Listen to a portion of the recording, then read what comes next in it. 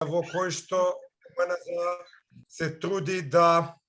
се труди да ги донесе на вистина светските аутизмолози во нашата земја. Имаше огромен интерес, 254 пријавени, во моментот 71 присутен, но тоа е тоа.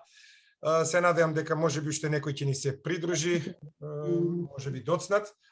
Ве молам да ги исклучите сите камерите и аудиото. Значи сите камерите, на крај јас ја исклучам, само сега ќе ми дозволите да го представам гостинот и сега ќе продолжам на англиски заради него, а на крајот ќе можете да поставувате прашања, дали на македонски, дали на англиски, а тука сме јас и подпредседателката Ивана Василевска-Петровска, кој што ќе помогнеме, значи, ако треба нешто во преводот.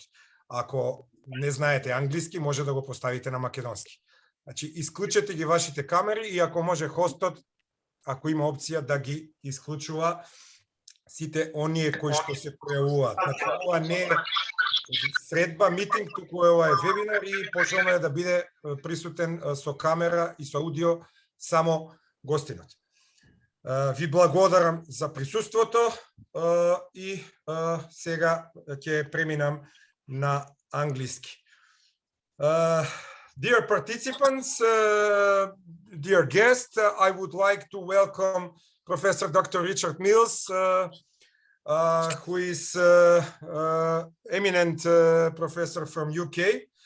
His current appointments are Associate Consultant, AT Autism, London, Honorary Research Fellow, Department of Psychology, University of Bath, Professor, Applied Autism Research, Taisho University, Tokyo, Japan, etc.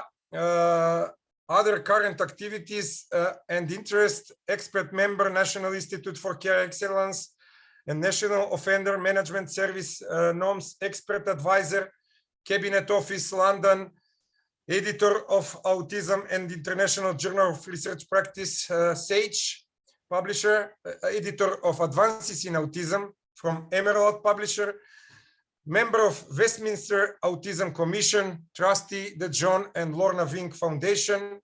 Previously, for 25 years, Richard was with the National Autistic Society, the famous and the best NGO in UK, I think so.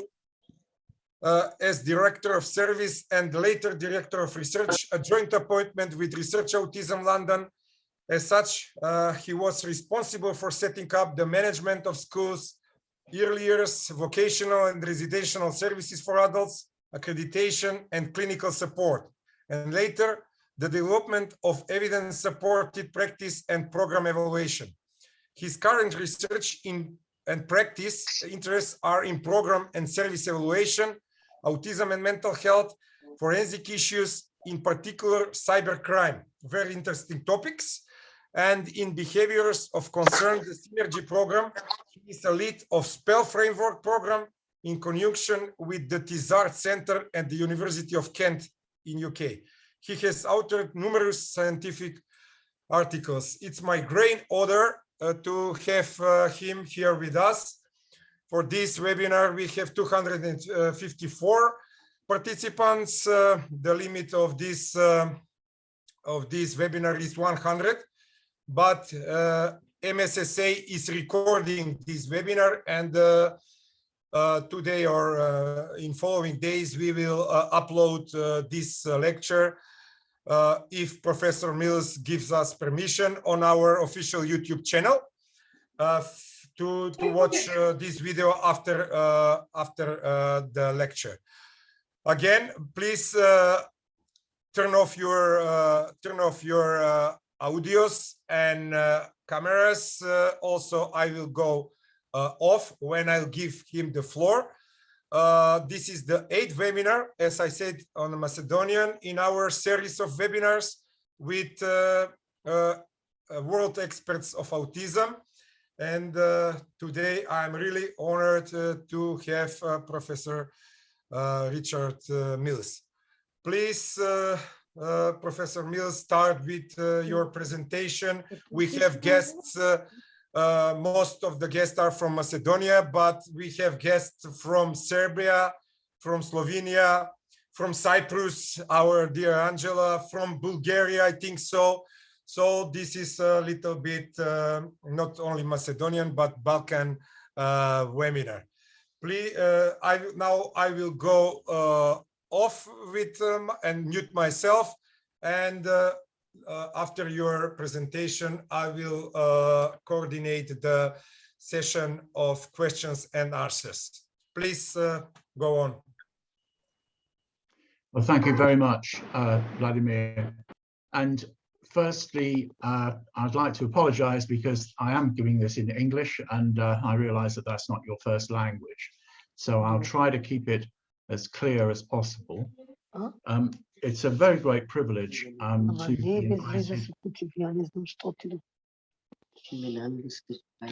Sorry, I think someone's got their mic on.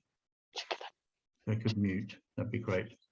It's an honor and a great privilege to be asked to talk about the SPELL framework, which has been developed over many years with the National Autistic Society in the UK, and with the Tissard Centre at the University of Kent.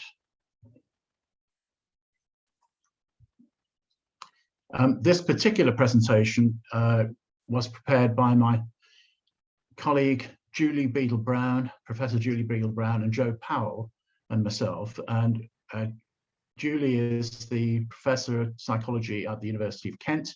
Joe is an autistic man who has worked with us for many years, who lived with the National Autistic Society, and he's now the head of All Wales People First, which is a service user organisation in Wales. I'd like to begin by just acknowledging the contribution of our dear late colleague, Dr. Lorna Wing, without whom this particular presentation and this intervention or this framework would not be possible.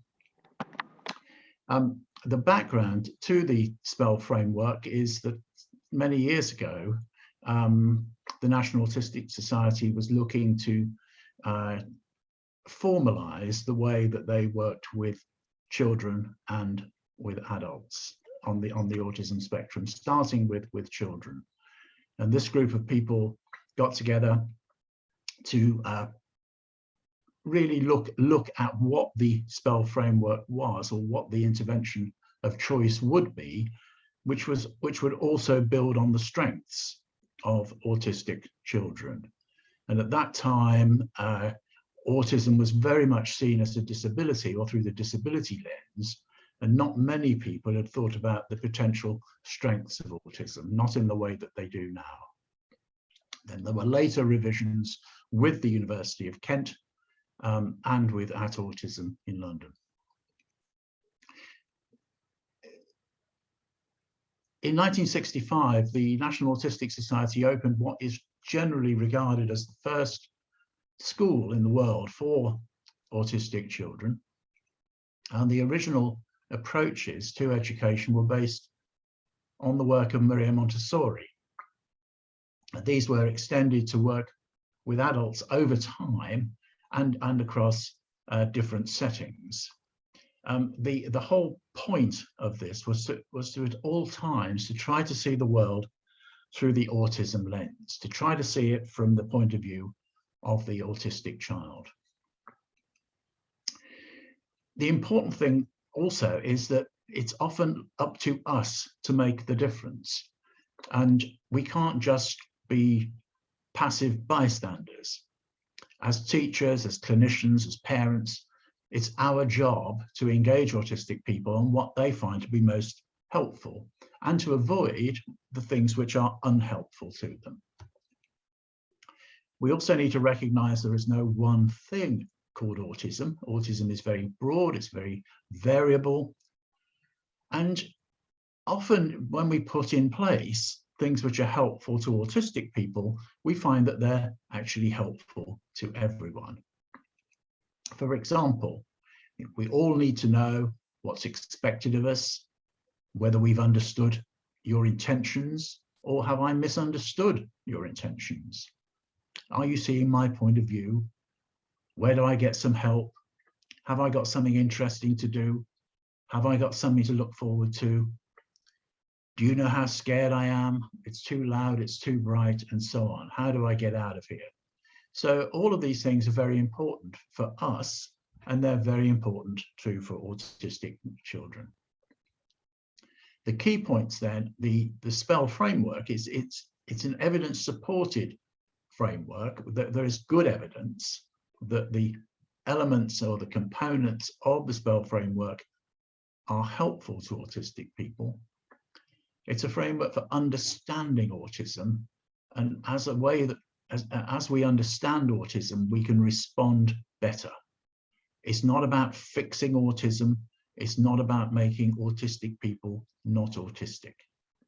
But it's also helpful to us in understanding autism and making autism, which is often quite a complex thing to understand, accessible through our knowledge of autistic people and our shared understanding and our empathy. We also know that often autistic people are excluded from society, so our approach needs to be ethical and inclusive. And if we can design things in partnership with autistic people, then that's what we should do. We've also found that this particular framework is applicable across different societies and cultures, and we've rolled out the framework in many different countries, and with good effect. It's not an expensive thing to do. The principles are virtually free once you've got them in your head. So it's not one of these things where you need to be a very rich economy to do it. And we found that the practical way of the practical mnemonic, as they say, is easily understood and can provide a context for other things that might happen, particularly universal design, cognitive behavior therapy, and teach. And it's interesting that Professor Eric Schoppler told me when we were in Japan that many of the ideas that he got for setting up the teach program had initially come from conversations that he had with Sybil Elgar at the Sybil Elgar School, what became the Sybil Elgar School in London in the early 1970s, when he visited with Robert Reichler. So these things they all go around as part of a whole.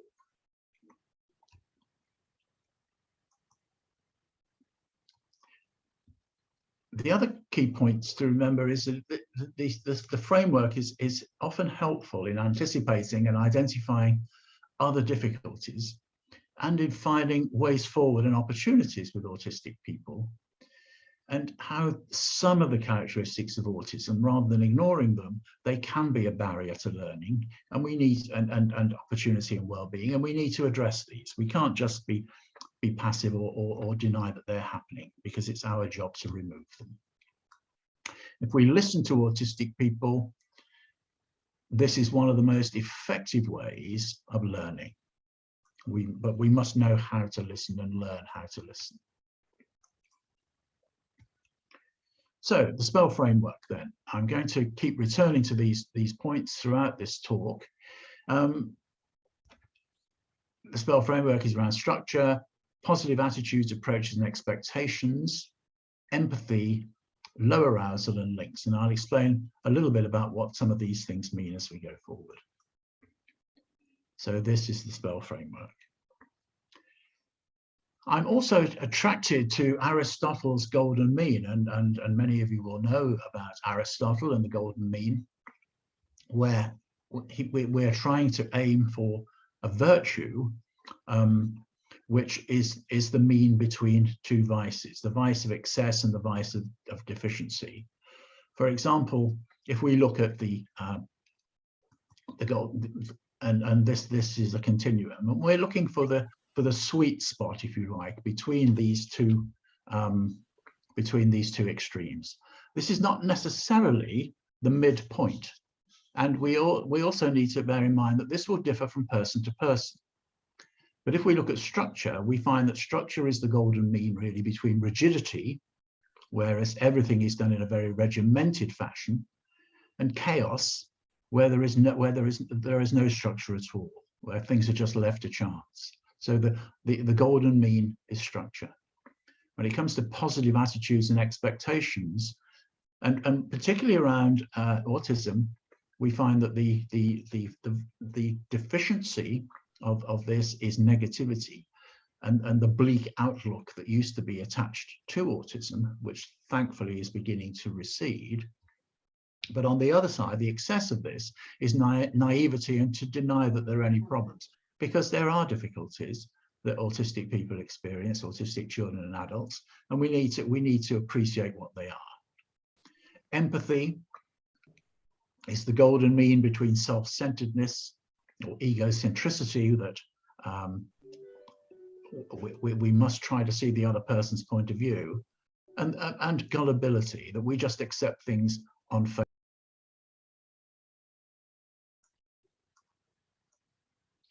And low arousal is the golden mean between underload, that is having no arousal, and overload, which is hyperarousal. And this is one of the things which autistic people complain of particularly, is this the difficulty they have in either regulating arousal or in managing arousal.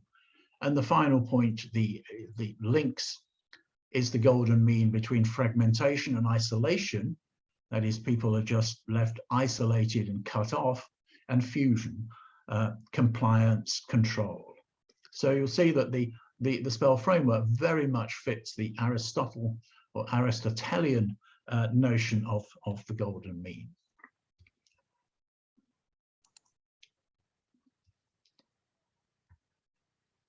So, structure. What do we mean by structure? Well, to begin, we all need help to organize and live our lives. So we all carry diaries with us, schedules, planners. We rely on signage to point the way. We become anxious if our lives lack structure. We become exhausted. If the expectations are unclear, then we pretty soon go into breakdown. So structure helps us to organize ourselves and to prevent many of the difficulties that autistic people certainly experience, but we all experience. That is overwhelm, anxiety through uncertainty, making choice and meaning. Some examples of this. The example, the green light, if you like, would be good practice, which is where the principle has been understood and incorporated. I'm going to talk about some examples in practice in a minute. Misunderstanding, again, the traffic light system, and the violation, where the principle has been ignored, rejected, or opposed. Often we find that there is a misunderstanding of what the principle is involved, which is very well intentioned, but is not helpful. So I'm going to give some examples of what that might look like. So if we look at structure, an example of good practice might be the visual timetable, that people can see things.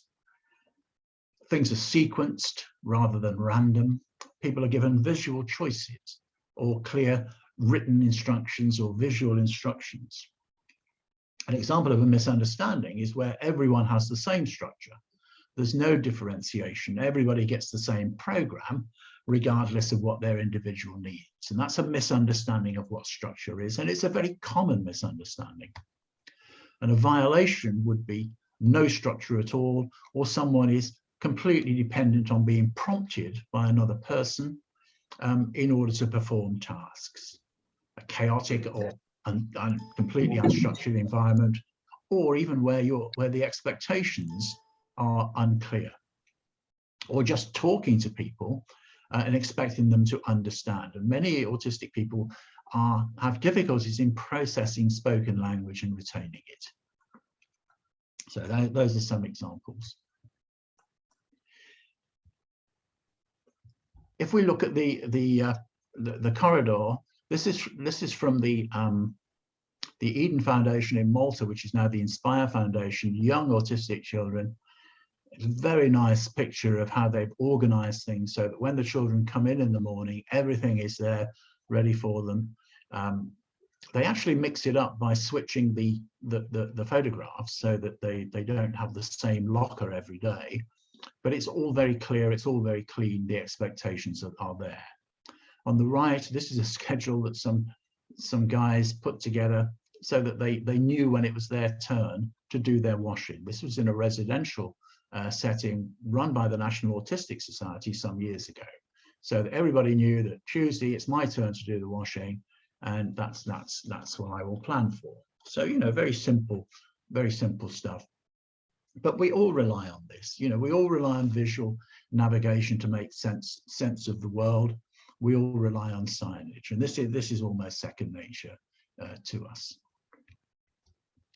So people need to know, as part of structure, they need to know what are they meant to be doing, where are they meant to be doing it, how are they meant to be doing it, and how long are they meant to be doing it. And if you have these things in place, then this has the effect of reducing anxiety very significantly for autistic children particularly, but also for all of us. We all need to know what's expected of us and where are we meant to be, what are we meant to be doing, and so on. So this is an example of, you know, something which is socially valid, but which is highly applicable to autistic people. It's an example from one of our colleges in London, where everything is organized so that the students can be as independent as possible when they come in. They know where everything is set out for them, everything is there and accessible. So these are more able students. Before this, it was chaos, and they had to be told exactly what to do. Here's an example which is very familiar to you who would not know about Teach, the Teach program, Teach approach, where schedules are set out for children so they know exactly what they're meant to be doing at any time, and once they perform the task, they then put it away or put it in the basket after they've done the task. Academic, we've now developed a little bit more since the early days of SPELL, where we now have tablets and various other things, but these are all socially valid ways of us structuring our time. And some examples of this.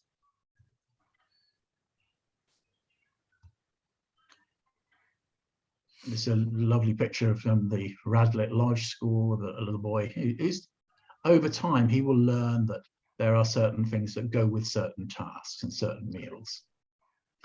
And the music session you'll see on the right, again, this was taken from Malta, where you'll see that it's very clear what the activity is going to be. It's music. The sequence is there, and the room is laid out and prepared. There is no chaos. It's also about offering choice and agency, and this young man, rather than be exposed to chaotic conditions, was able to come in and make a choice about what he was going to do. This had a significant effect on his anxiety, whereas before he was very, very anxious and could be deemed to be aggressive when he was anxious. Then just giving him his choice board enabled him to make these decisions for himself. This is an example taken from Paddington Station. There's a lady that looks rather like Lorna Wing in the queue. It isn't Lorna, but this was a young man who was placed with our Prospects Supported Employment Programme in London, who worked in the customer services department. Now, often you would think, well, maybe that isn't a very good place because Paddington Station is very busy, it's very noisy, but because his work is organized and he sees people one at a time, he has a clear idea of the expectations, what he's meant to be doing. This is a very manageable task, and he is still there 20 odd years after the original placement, and he's very, very well organized. Very there's a close-up of him dealing with a customer. That was structure. Turning to positive approaches or positive attitudes and expectations. I think we all prefer to do what interests us, and so often we find that autistic children are made to do things that they don't want to do or that they're not interested in. We've got to find a way of engaging them and build on their strengths and interests rather than focus on what they can't do. And that's often the situation that we find, and it's extremely stressful. And I'm sure that we can all relate to that. When we connect with people who we have confidence in and accept and respect us and speak well of us, we thrive. And being able to make these choices is very important to us. The other thing is that often in autism, if someone doesn't speak, then we assume that they are not able to understand, and that is certainly not the case. And so just because you can't speak, it doesn't mean to say that you've got nothing to say or nothing to contribute. And we need to find ways of engaging by having a positive approach and a positive attitude. So an example of that, of good practice, would be to find out what really interests people, what motivates them, give them self-confidence, give them that self-esteem. If people are experiencing difficulty with doing things, rather than ignoring it, you remember the golden mean, rather than ignoring it, support them through this process. We need to be respectful the way we talk about autism, the way we talk about autistic people, and we need to respect difference, that we recognize that not everybody in the world is the same, and we need to respect those differences. An example of misunderstanding is just to allow people to get on with what they want to do without any boundaries at all or support. Again, remember the golden mean. It's not about just having completely open-endedness. We need to help that person by putting some boundaries in. An example of a violation would be the program itself is based on fixing their deficits, or, as often happens, they're compelled to do things, or they're confronted, or where they live is neglected and they're referred to in negative or demeaning ways. And sadly, this is commonly still the case in many places that deal with autism. So we need to open our minds as part of our positive, and open our minds to the possibilities of what autistic people can do. And there's a picture at the bottom of Tito Mukhopadhyay, who's a young man that I met in India many years ago, who didn't speak. But when we assessed him in London, the BBC made a documentary of him, and we assessed him, Dr. Lorna Weir, Judith Gould, and Beate Hermelin. We found that he was functioning at the age of 11, he was functioning at 19 years in his second language, you know, so he had superior intelligence, but he didn't speak, and he still doesn't speak, but he's able to write things down, and he's a celebrated poet, a celebrated artist, and a bit of a polymath.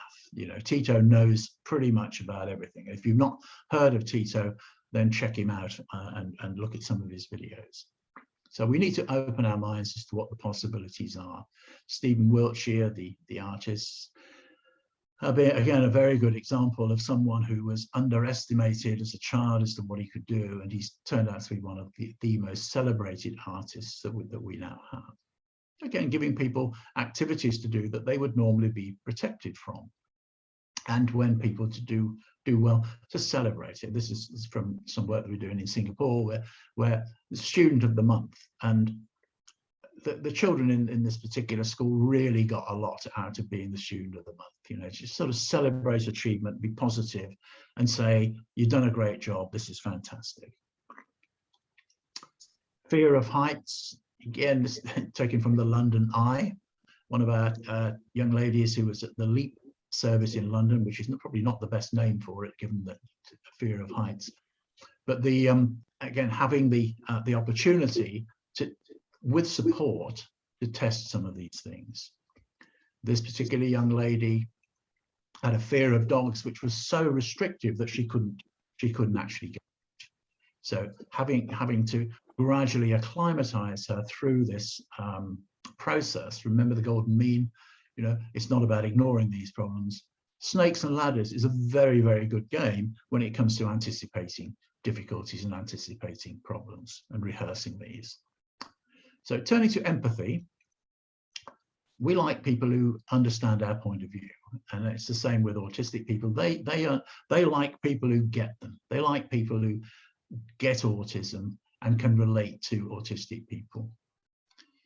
But they may experience the world as frightening or unpleasant as a result of all sorts of things, including their sensory experience. So what we need to try to do is to put ourselves in their place, to walk in their shoes, understand how they're experiencing the world.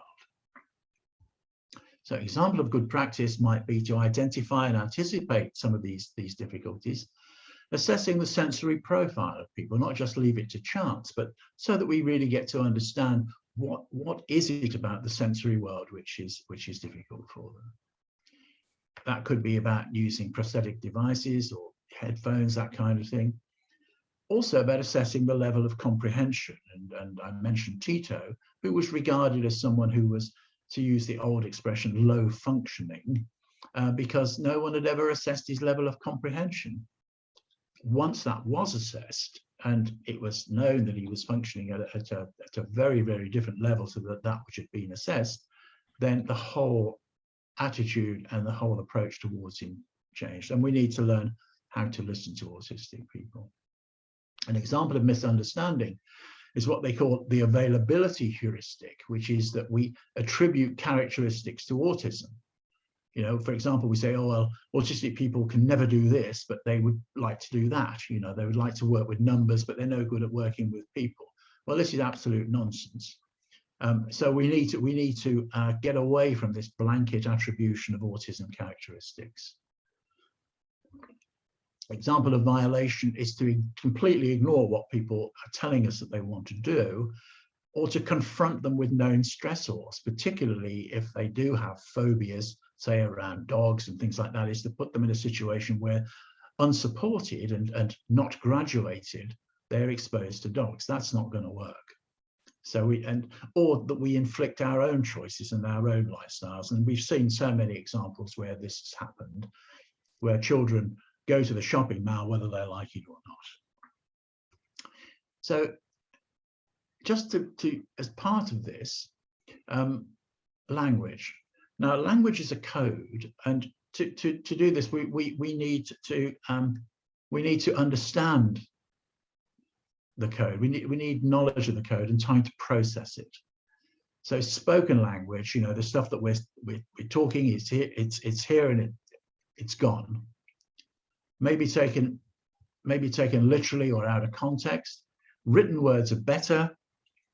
Signs and symbols are visual, they're here and they stay. They do not require knowledge of the code. Objects are concrete, and we need to know, where is this child, where is this adult on this particular spectrum? Some people have very few difficulties, but we need to play to their strengths. So there is no point in working with people who cannot process spoken language by continuing to talk to them. We've got to do better than that. And this is an example. Why do we need to reduce or modify our language?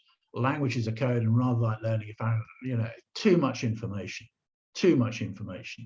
So we need to be able to communicate what we're going to communicate very briefly and very succinctly, otherwise the meaning may be lost. And this, again, is not just autistic people. This is all of us. And we know, you know, in my other role where we're teaching, not everybody learns in the same way. But we know that autistic people prefer generally to have messages which are very, very straightforward. Just give an example of active listening, where my colleague, Dr.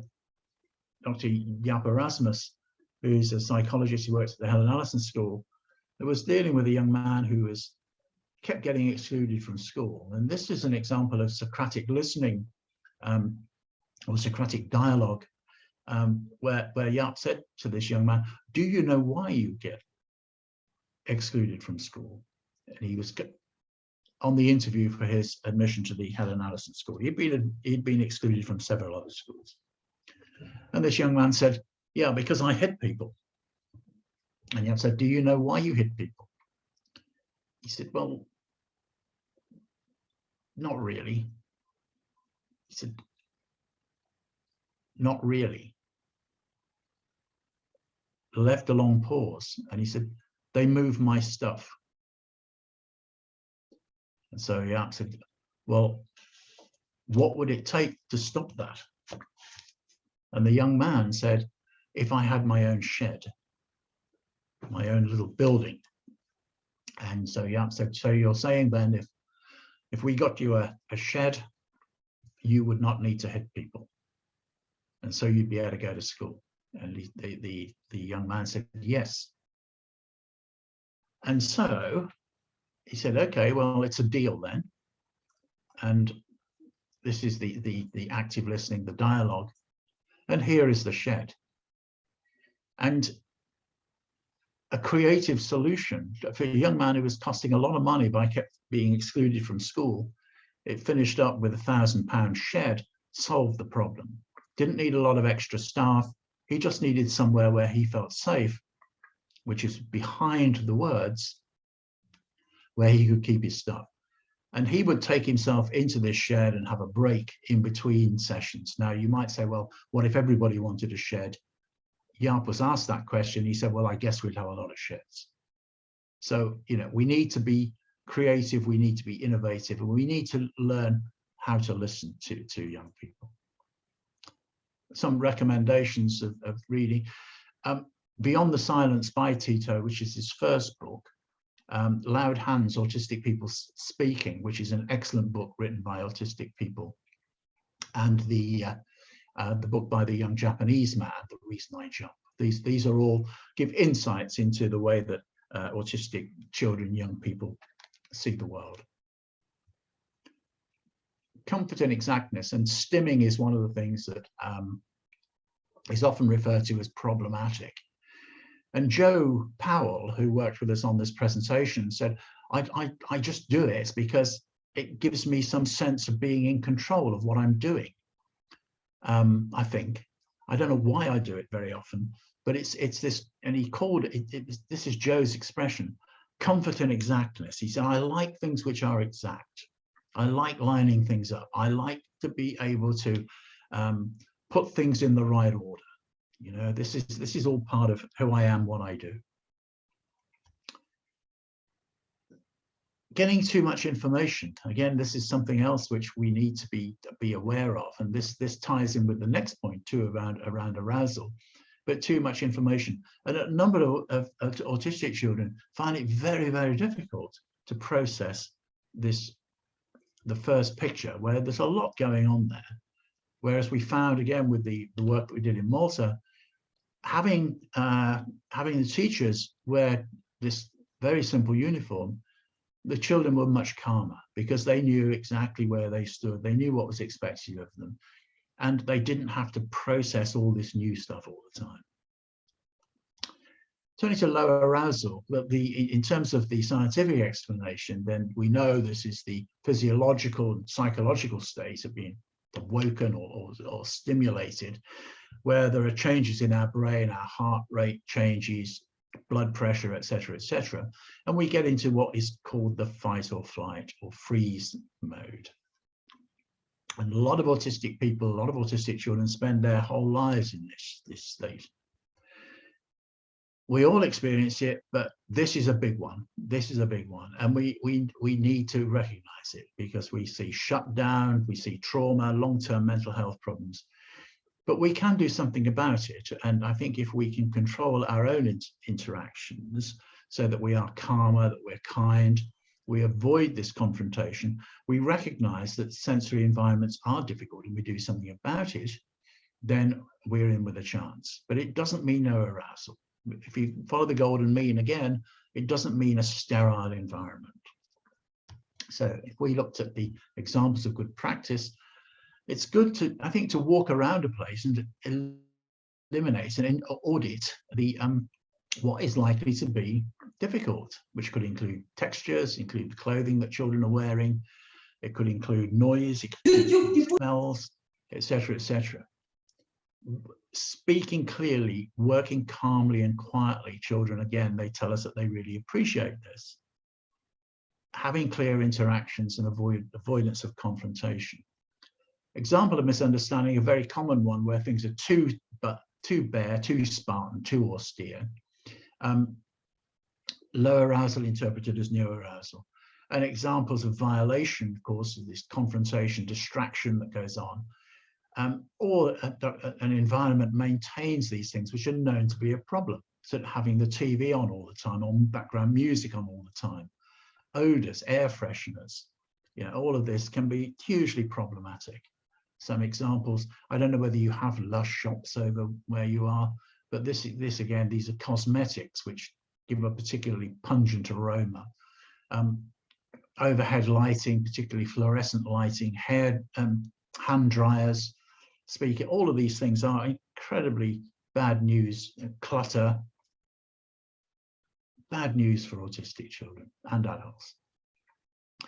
If we looked at something which is probably more in keeping, again, we see ceiling lighting, which is upward, no direct lighting. Again, there's an avoidance of clutter, but it's not too austere. I think this is a bit on the austere side, but it's you know, again, this is from a residential service in Denmark.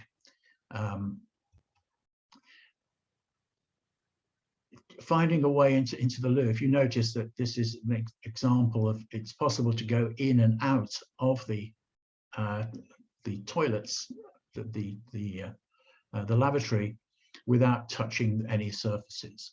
And this again is very important to a lot of autistic people.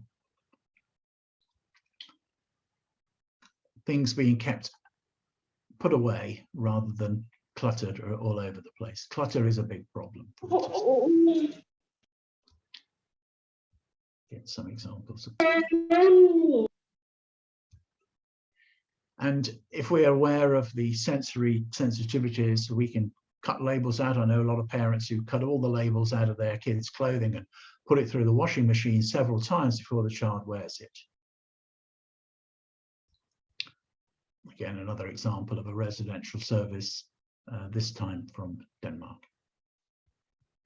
So finally, on links, we're all connected to each other, to our community, society, and culture, and thrive on connection, acceptance, tolerance, consistency, and understanding. When they're absent, we don't function well, and we need to think how these are in place for each person. An example might be having effective communication between parents and teachers, so between the different agencies, families, and the people concerned. Having access to clubs where you have an interest is very important. Having a mentor, being consistent, these are all very, very important. Example of misunderstanding, again, the idea of uniformity is consistency. It isn't. Uniformity is not the same as consistency. Or having what we used to call the open door policy. You say, well, you can come and see me anytime. Well, that isn't good enough for a lot of autistic people because that isn't specific enough. You need to be very clear about your communication, not this casual communication. Examples of violations: professionals act completely in isolation to each other and to their families. The changes in lifestyle happen without any consultation. People are excluded, their wishes are disregarded. This would be a violation of the link principle. Example, this again taken from the IN Foundation in Malta, that families were not accessing this particular early years program until they put up a notice that said family room. So they then felt as if they were part of it. They then felt linked and connected. Having meetings which involve the young person themselves, rather than they sit somewhere else while the meeting takes place. And we now have this mechanism whereby we can do all of this. Okay, so in conclusion then, SPELL framework has been going a few years now. It's a socially valid, evidence-supported way of us understanding and responding to autism, and it continues to develop. We do try at all times to develop an empathy for the autistic perspective, and having autistic people working with us has been hugely important. It is an approach to problem solving and enhancing quality of life, but it's not just that, it's more than that. It's more of a well-being approach. The modules that are available, the practice module, which is 1 day, the train the trainer module, which is 2 days, and we deliver this at the University of Kent, or without autism, and so many of the courses that we do are out of the university. They're in the field, as it were. So that's it. So for more information, if you could either contact Professor Beadle Brown or myself, we'd be very happy to pick that up with you. So thank you very much indeed. Thank you very much, Richard, for your very interesting, very good presentation. It was amazing to hear you. I want to share with the participants. We had 100 participants is the maximum, and I'm sorry for that because we cannot accept 254. But this afternoon or evening, it will be this presentation will be appear on our YouTube channel if you give us permission to do that. Yes. Thank you very much. And now we are opening the question and answer session. Please, if you have question, you can write it down in the chat section, or you can turn on your camera and your microphone, and you can ask directly Professor Mils. I want to stress the attention of the participants that I have opportunity to hear Professor Mils on the Autism Europe webinar around 1 month ago, and he had there very good lecture, but it was shorter, 10 minutes. It was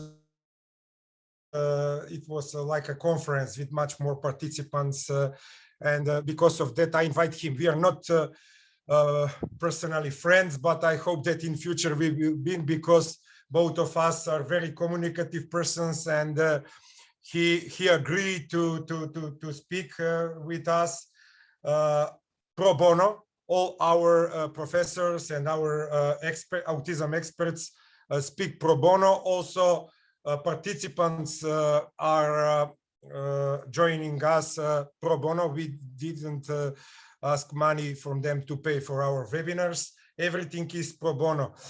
And I would like to say to our participants and Macedonian, especially for Macedonians, who from last webinars, who asked some of the professors. Now I don't mention their names, but two of the experts ask for money from our association. We are, as you know, we are a country in transition, and also our society is not so rich to pay for to the autism experts. Also, when I speak all around Europe, I never ask money for the webinar or for the conference or for the seminar from the organizer. And so now I don't mention the names, but last week I have one of the professors from Australia asked $1,000, which was not acceptable for me.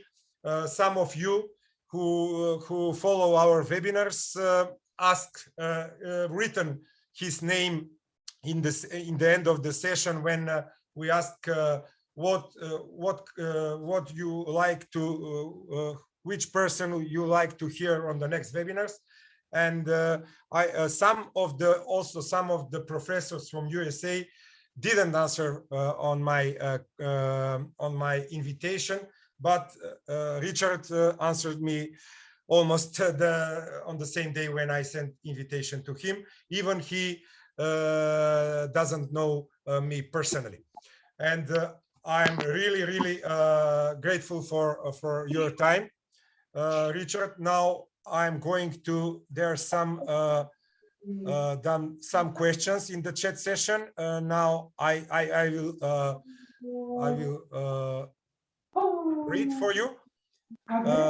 There has been a lot of controversy around ABA therapy in the last few years, especially from people with autism who have through ABA, which in my opinion is warranted. The SPELL framework has been mentioned quite a few times as a direct opposite of ABA. therapy. What is your opinion on this?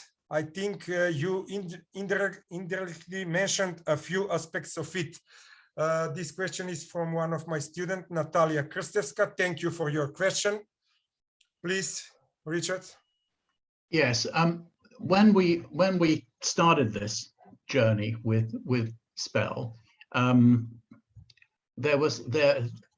we clearly knew about the work of Iva Lovaas and the behavioral or behaviorist approaches.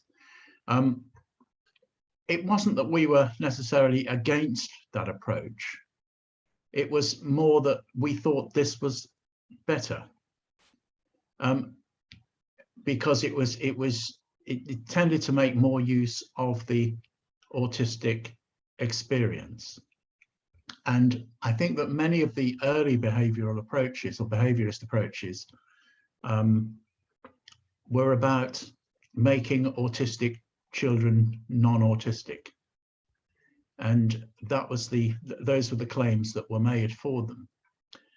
And I suppose it was really a position that Dr. Wing felt very strongly about, that she didn't think it was possible to make an autistic child non-autistic, but she also thought it was unethical, and that we ought to be working with the child, with the person, rather than against them.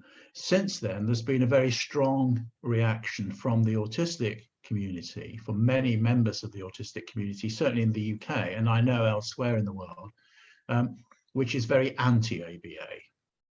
Now, we respect their right to be anti-ABA.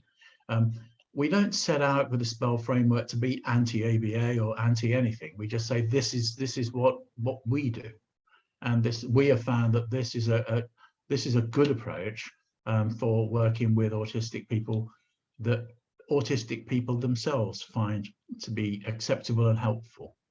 So I hope that's answered that question. Yes, thanks you. There was a lot of practical exercises in your presentation, and I hope that this will be very helpful for our students, for our younger colleagues, and all, for the parents as well. And probably we will try to implement some of this method in the future. I was conscious that it was very, very much an overview, very brief. Yeah, and we go into these things in much more detail on the actual training. Yeah. Probably we will need training, and that could be one of idea for one of our future common projects if we find money, European money, or I don't know. Okay, the next question is from Irena Stojanovska, my postgraduate student. She's working on autism thesis. Does implementation of the SPELL framework need adjustment in line with autism severity? Based on your experience, how does it apply to children on the middle and lower end of the spectrum? Thank you for the inspiring presentation. Well, thank you. Yes, one of the things when we first set out to make sense of the framework, before it became the framework, we were really dealing with Montessori teaching approaches, and we thought, well, how can we make changes to that to reflect what really happens in the classroom and with the children? And there was a recognition, I think, that no two autistic children are the same, and so whatever we needed to do, it needed to reach across the whole spectrum. So the principles are the same principles, whether you have someone who doesn't have language, who might be very sensory seeking, very tactile, regarded as classically autistic, and might have an intellectual disability as well. We need to meet the needs of those children. And we also need to reach out to those children who might be going to university, who are also autistic. And we have a number of autistic students, young people at our university. Again, and the SPELL framework is equally helpful to both. It's about understanding the principle and how you apply the principle to that individual child, that individual person. As I say, because we all need structure, we all need positive approaches and expectations, we all need empathy and so on. So I think it does go right across the spectrum, would be my experience. We got Angela, my former colleague Angela Winstanley in the audience, who has actually been one of the people who's been working with adults in this way. Whether she wants to comment on this, but it certainly applies right across the spectrum, regardless of other issues. Sorry, Angela, I dropped you in it there. Angela, if you want to say something, please do it. You're the you were the good colleagues when you were in UK.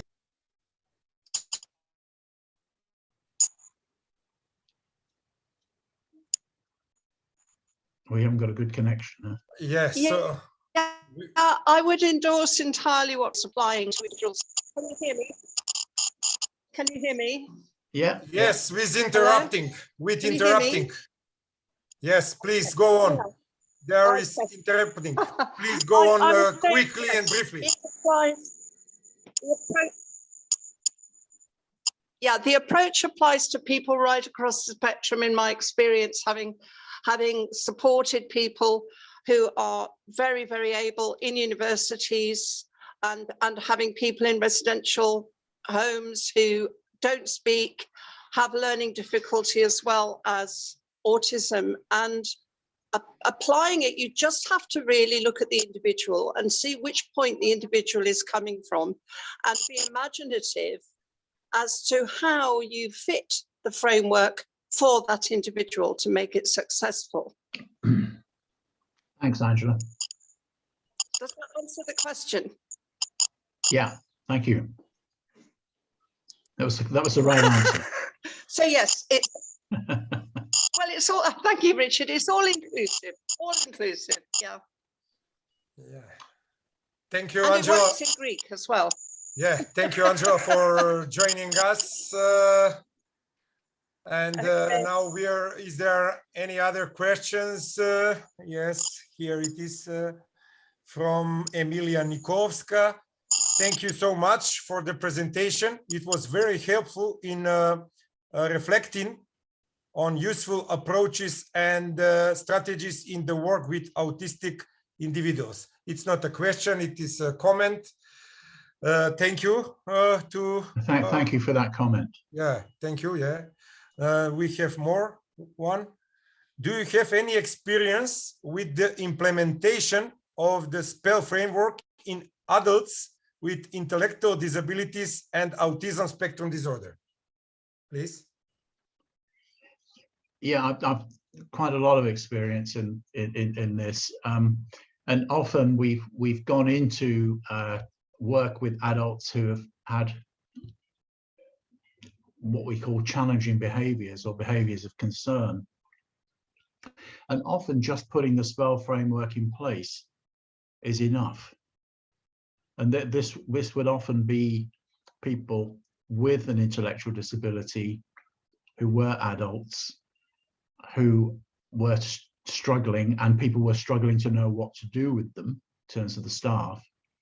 And often say just giving the staff the training in how to work with them in this way was enough. You didn't need to do anything to the person. You needed, the intervention was with the staff, as it always is. Alongside that, and it was the talk that I gave last week at Autism Europe, we're working with our Greek colleagues on a program called Synergy, which again is about looking at the way that staff work with children, with adults, making sure that they are completely in control of everything that they do, and having this structure, this particular approach, the framework alongside that, can be very, very effective. It's certainly transformed a lot of services where the staff have had this training, as opposed to places where the staff have not had this training, where they really struggle to manage or to provide a good service for autistic people. Yeah. And certainly within the National Autistic Society, within the adult programs and of the National Autistic Society, and within the schools, children or adults would come into a school or come into an adult service, and within a few days were noticeably calmer, were noticeably happier. So there does seem to be quite an effective, quite a good evidence for effectiveness. Thank you. Thank you for the additional explanation, and also thank you to my postgraduate student from Slovenia, Andrea Vidargar-Trebušnik, and it's a great webinar, I think so. It's not only a compliment, dear Richard, it's a very great webinar, and I hope that a lot of people will have good experience with your lecture, and they will have they will go home with good home messages from this presentation. Leila Stavreva, thank you for the inspiring presentation. Are there, dear colleagues and friends and parents of children with autism, are there any new questions or comments? If there are no, we should go to the end of this presentation. We are together 1 hour, and the time of Professor Mils is very expensive. Okay, just one more. Marina Vasilevska, I think so. We sincerely thank to Mr. Richard for the accepted invitation, the wonderful presentation, and the striking examples. All these things will mean to us in our daily work as a significant experience that selflessly shared with all of us, most needed. Congratulations to the organizers of this beautiful event. It's not a question, it's a comment. Thank you to her. And also Sofia says, thank you very much. No more questions. I think that it's enough for today. Probably if you want to join us in the future months, at the end of this year or next year, I will invite you again. You offer a lot of interesting topic about cybercrime, which is a very interesting topic for us, and nobody talks about that here in Macedonia. There are very few comments in social media about cybercrime, but not about persons with disabilities. Can I just a very, very brief comment on that? Because you are open. I wouldn't want people to think that there is a connection between autism and cybercrime. We've investigated this, and we have found there is no connection between people who commit cybercrime and autism. There are certainly some autistic people who commit cybercrime, but they're unusual. They're relatively rare. So I wouldn't want people to get the idea that autism and cybercrime go together, because they don't necessarily do that. Yeah, if you like, I can invite you this autumn after the summer holidays, and we can manage one more webinar, but it depends on you, not on me. I'm always open for webinars with guests who are willing to share their knowledge and their experience with broaden audience. And once again, I'm very, very grateful, and I'm very happy to have you today. It was my pleasure, and also a lot of the participants share that with me. Now we should go to the finish of this webinar. I would like personally to say thank you, and to have a good health, and to stay safe. To stay negative. Thank you very much, Vladimir, and thank you. It's a privilege to speak to you today. And yes, if we can help, and if anyone has any other questions, you can always drop me an email, or they can email you and you can send it on. Yeah, absolutely. Also, I would like to thank you to my collaborators, to our Vice President Ivana Vasilevska-Petrovska, to Andrea Ivanovska, and to Vesna Filipovska, our secretaries who were behind this technically and give us support. And also, I would like to all 100 participants who were with us today in this hour. And also, I would like to apologize to others who were not joining us because of the limit of Zoom. But we will share this presentation this evening, I think so. And a lot of people could watch that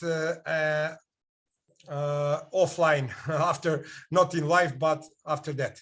Okay. Now I will switch on Macedonian. Sorry, Richard. Ви благодарам на сите за присуството.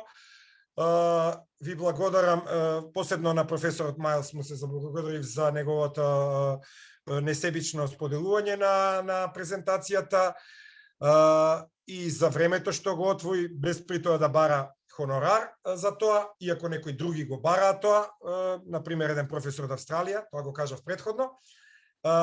И навистина мислам дека го збогативте вашето искуство со овој SPELL програм и го поканив евентуално на есен да ни дојде со некоја нова тема ако сака. Сега не очекуваат нови вебинари, на 3 март да ви го најавам, веќе наскоро ќе имате професор доктор Майкл Фицджералд од Ирска. Тој е нашиот следен гостин, на 3 март ќе има на социјалните медиуми. И се надевам на некоја друга платформа, можно е на Microsoft Teams или на Google Meet, да го организираме следното предавање. И тоа е, останете во добро здравје, останете во добра кондиција, ментално силни, ментално јаки и избегнете го колку што можете корона вирусот и можеби ќе имаме уште серија на вебинари некаде март-април, ќе видиме уште неколку колку што можеме, па понатака летото малку ќе мируваме, изгледа јули-август, можеби јуни ќе мируваме. И тоа е тоа. Толку од нас. Благодарност до магистар Ивана Василевска-Петровска, за Андреја Ивановска и Весна Филиповска за техничката поддршка кои што беа позади нас сето ова време. И навистина МНЗА го прават да биде побогато за сета она помош што ја даваат и што го вклучуваат несебично дел од нивното време, организирајќи ги овие 8 вебинари, а се надевам дека ќе надминеме и 10 за една година. Okay, that's all, dear colleagues and dear friends. I would like to say goodbye and take care of you. Here is Jackie. Would you like to say something to the end? I send you invitation, and you could be you can be our next guest in March or April after the Michael Fitzgerald. I announced the Professor Michael Fitzgerald on Macedonian. He will be our next lecture on the 3rd of March. And also I sent you email 2 weeks ago, and you can join us if you like. I hope that if you don't receive that message, please send me your email. Angela, your right email. Angela sent me one email and I wrote that mail, but I'm not sure, will you receive that or did you receive that or no? No, don't worry. No. I'll respond. Thanks very much. Yeah, please. I will write my email here before we end the webinar, and you can mail me. I don't know what's the problem. Probably please check your spam folder. This is my email. I didn't see you there, Jackie. Richard, I was late. They wouldn't let me in because there were too many people. You're too popular, Richard. Okay. Yeah, you're much too popular. Yeah, probably you have delay. Probably if you join us after 1 o'clock Central European time, it was full with 100 participants, and now 77 in this moment. Nobody wants to go to work his or her job. Yeah, he is very popular in Balkans, and he's popular. He's popular everywhere, Vladimir. He's popular. Yeah, all around the world. Yeah, but now today we have 99% Balkan guests. Only you and Angela were outside of the Balkans. We have guests from Serbia, Slovenia, Bulgaria, Cyprus, and the UK as well. And this is my mail, and you can write your email there, here, or you can write me on this email. Please, sorry, dot is after FSF, not. I'll comma. email you. Yeah. Please email me. I will send you invitation, and we can arrange on the second half of March or April your lecture. Okay. Yeah, thank you for joining us, even in the end of this webinar. Okay. Now it's time to say goodbye. See you with all of you again, and take care about your health, and stay safe. And I hope that the pandemic will end in 2022. Yeah. Next time to see each other in physical appearance. Okay, now I will mute myself. It's enough for me. Bye-bye. Very much. Thanks, everyone. Thank you, everyone. Bye-bye. Thank you, Bye-bye. Richard. Bye to all of you. Thanks. Bye.